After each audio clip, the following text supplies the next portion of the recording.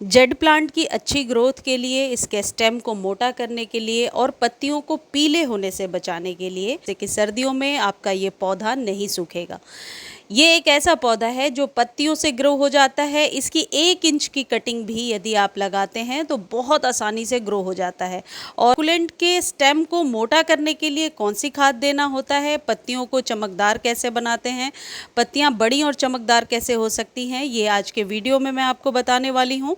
पहली चीज़ ये है कि देखिए, जेड का पौधा जो है, यदि बहुत ज़्यादा रूट बाउंड हो रहा है, यदि इसकी मिट्टी बहुत भर गई है, ऐसे में भी जेड की ग्रोथ रुक जाती है। कई बस जहाँ तक मैंने देखा अपने एक्सपीरियंस में, जेड के पौधे को जब आप रिपोर्ट करते हैं तो रिपोर्ट करने के बाद इसको धूप में रखिए। यदि आप रिपोर्ट करने के बाद पानी देकर शेड में रख देते हैं तो ये पौधा अपनी सारी पत्तियों को गिरा देता है। जेड की तरह पत्तियों वाला ही क्रेसुला भी मिलता है, जो अभी सर्दियों में 50 रुपीज़ का आपको नर्सरी पर मिल जाएगा। और इसमें एक छोटी छोटी पत्तियों वाला पौधा भी आता है, जो शायद एलिफेंट बुश के नाम से उसे जानते हैं। तो इन सभी की केयर एक जैसा ही करना है। नेक्स्ट इम्पॉर्टेंट टिप है कि जैसे जैसे अब सर्दियां नज़दीक आएंगी, आपको पानी का विशेष ध्यान रखना है। यानी कि वाटरिंग बहुत सोच समझ कर कीजिए अपने पौधे में। जब आपको लगता है कि मिट्टी ऊपरी सतह बहुत ही ड्राई नज़र आ रही है, यानी सर्दियों में तो 8 से 10 दिनों के गैप को मेंटेन कीजिए। गर्मियों में ज़रूर आप 1 से 2 दिनों में इसको वाटरिंग कर सकते हैं।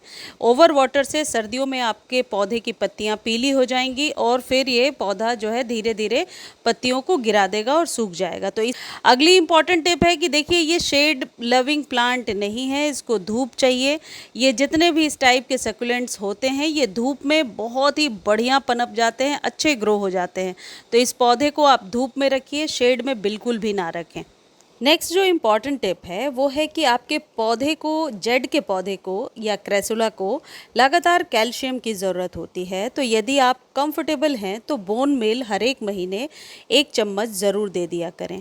और यदि आप बोन मिल नहीं देना चाहते हैं तो उस जगह पे ये जो 4 दाने जो उजले से आपको दिख रहे हैं वाइट, ये आप इस्तेमाल कर सकते हैं। इसका रिज़ल्ट बहुत ही बेहतरीन है। और यह है कैल्शियम नाइट्रेट की गोलियां।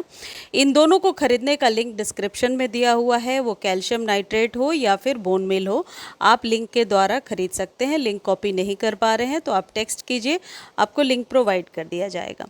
ये ऐसे मिट्टी में आप डायरेक्टली डाल सकते हैं जैसे हम डीएपी का इस्तेमाल करते हैं, या फिर आप ये डालने के बाद ऊपर से पानी दे सकते हैं या पानी में घोल कर डाल सकते हैं। वैसे बेहतर है कि सॉइल में आप डाल दीजिए और ऊपर से पानी डाल दीजिए।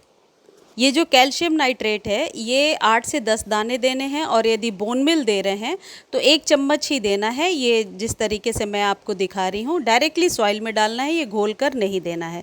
इस बात को आप याद रखिए। ऐसा करने से आपके पौधे की स्टेम तो मोटी होगी ही, साथ ही साथ पौधे में मजबूती रहेगी। कहने का मतलब पत्तियाँ ईजिली फॉल डाउन नहीं होंगी, गिरेंगी नहीं। तो कैल्शियम युक्त खाद अपने पौधे को ज़रूर दीजिए स्टेम को मोटा करने के लिए। नेक्स्ट इम्पॉर्टेंट टिप है कि यदि सॉइल रेडी कर रहे हैं, इसके लिए इस तरीके की सॉइल बनाएं जिसमें कि पानी ना रुके, यानी कि चिपचिपी मिट्टी ना हो, मिट्टी भुरभुरी हो, जो पानी को अपने अंदर सोख के ना रखे। पानी सोख करके जो मिट्टी रखेगी, यानी कि आप चिकनी मिट्टी यदि बनाते हैं तो वैसे में क्या होता है कि जड़ें सड़ने लगती हैं, खासकर सर्दियों में प्रॉब्लम शुरू हो जाती है। तो आप हमेशा 30% यदि आप सैंड ले रहे हैं और 30% आप ले लेते हैं अपने गार्डन का जो भी सॉइल, या 40% भी कर सकते हैं, बाकी के रेशियो में आप वर्मी कंपोस्ट या किसी भी प्रकार के कंपोस्ट को मिला लेते हैं तो एक अच्छी सॉइल रेडी हो जाती है।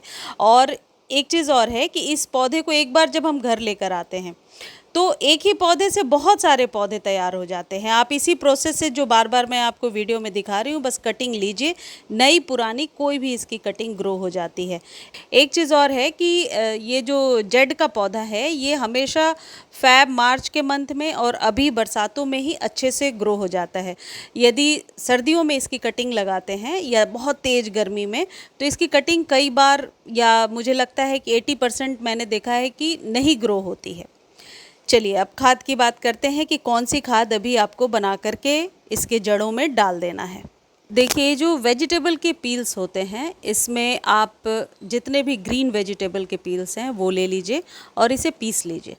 तुरंत 1 से 2 बार आप ग्राइंड करेंगे और ये पिस जाएगा, कुछ इस तरीके का दिखेगा। पिसने के बाद आप इसे 1 या 2 लीटर पानी में मिला लीजिए और यदि आप सोच रहे हैं कि पील्स कितने लेने हैं तो अपने अंदाज से ले लीजिए जितना मैंने दिखाया है। ये 4-5 गमलों के लिए बहुत आसानी से बन कर के रेडी हो गया। इसे बना करके इंस्टेंट दिया जा सकता है नाइट्रोजन की कमी को पूरा करने के लिए, और भी बहुत सारे मिनरल्स आपके पौधे को मिलेंगे इससे।